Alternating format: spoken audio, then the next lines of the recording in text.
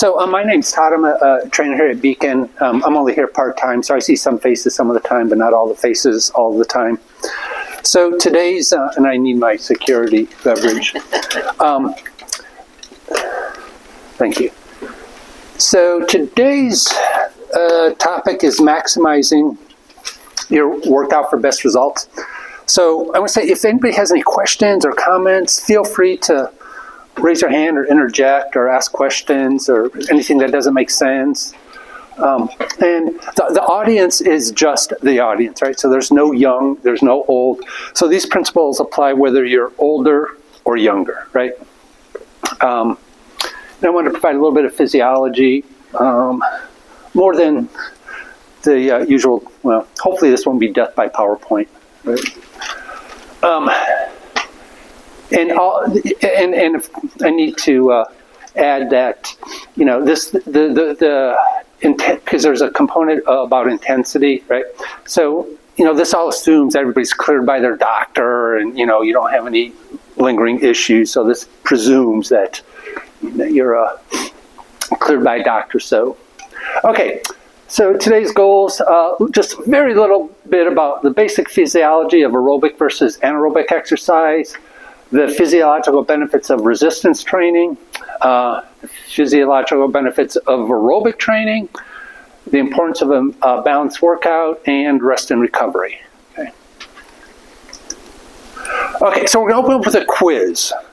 Okay, so hope everybody could see that. Okay, so how many hours does it take for a 175-pound man or a 175-pound person to burn 1 pound of fat, which is 3,500 calories, while walking at 4 miles per hour on a treadmill at 0 incline?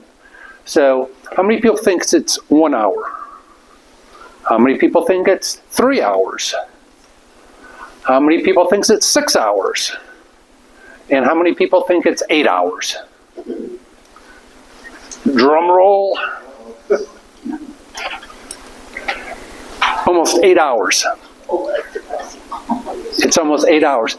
And you could sort of ignore the math unless you're into math. But this is actually based on computations using a MET value, which is metabolic equivalent. So times 3.5, blah, blah, blah. You know, you crunch some numbers. You come out with about 7.6 calories per minute, or almost 8 hours at that speed. Right. Now, you know, I know there's variables in everything. So this is, you know, the assumptions are, you know, everybody varies based on their fitness level, how efficient they are, and things like this. So ballpark, right? Will it take exactly 7.7? No. But based on like some assumptions and the weight, 7.7 hours. Anybody surprised at that? Yeah. Okay, so what happens if we ratchet up the yes?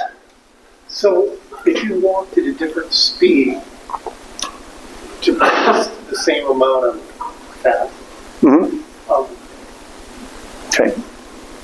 Like if you walked 8 miles an hour. I did not prompt him. He does not know. Wait for it. What happens if you work at a higher intensity? Wait for it. Okay, so walking at 5 to 5.5 miles per hour. Same calculations. The changes I put in red. So walking at a higher intensity is the length of time goes down to a little 5 hours, about 5 hours, right? Everything else is being the same. The big difference is you're using more oxygen, which translates to more calories per minute, which relates to shorter amount of time. So I want to point out the intensity of a workout matters. And one of the things I wanted to highlight here is the intensity matters. So when I hear people, it's like, you know, I've been working out for like 6 months and I just can't lose any weight. Well, it's complicated, right? It's complicated. It's not just the exercise, right? There's a dietary component that plays into here that, you know, I'm not going to talk about because that's a whole nother topic. So just focusing on exercise and the calories you burn per minute, the intensity matters, right? Okay. So the question is, at what intensity should I be working, or how hard is hard enough, or how hard is too much, right? So we're going to go over some physiology here just a little bit. Okay, so anaerobic versus aerobic work. How many people are familiar with either of these or both these terms, aerobic versus anaerobic? Yeah, okay. So aerobic simply means exercising with oxygen. You know, for a walk, call it steady state. You could have a nice conversation. Your heart rate's not really super elevated. Actually, your heart rate's less than approximately 65% of your max heart rate. And if you want to know your max heart rate, the general rule of thumb is 220 minus your age. All right. And then aerobic exercise improves cardiovascular health, increases stamina. All sorts of nice physiological changes happen. You know, blood pressure goes down, become more efficient, strengthens the heart, all those things. Right? So the key is with oxygen, right? So it's like, well, I walk, 2 hours. Well, if you don't elevate your heart rate to an adequate level, yes, you are burning calories. But as people tell me, yeah, but then I go, have a couple beers and pizza with the buddies. Well, you just, you may have burned 300 calories, but you just consumed 1,200. Do the math. Okay, so anaerobic exercise. Anaerobic means literally without oxygen. So this is typically short duration exercises, sprinting, high intensity, weightlifting. Anybody participate in HIIT classes where you feel like you're at your max?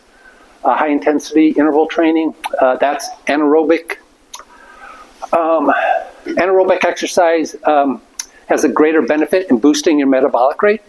So it used to be called oxygen jet. Now it's called EPOC, like extended post-exercise oxygen consumption. Anyway, the whole point being is you continue to burn calories at an elevated level after an intense workout, right? So I think within for up to maybe 18 to 24 hours, your metabolism is still going. So just like aerobic, this will improve your strength and power while building muscle mass. The key is approximately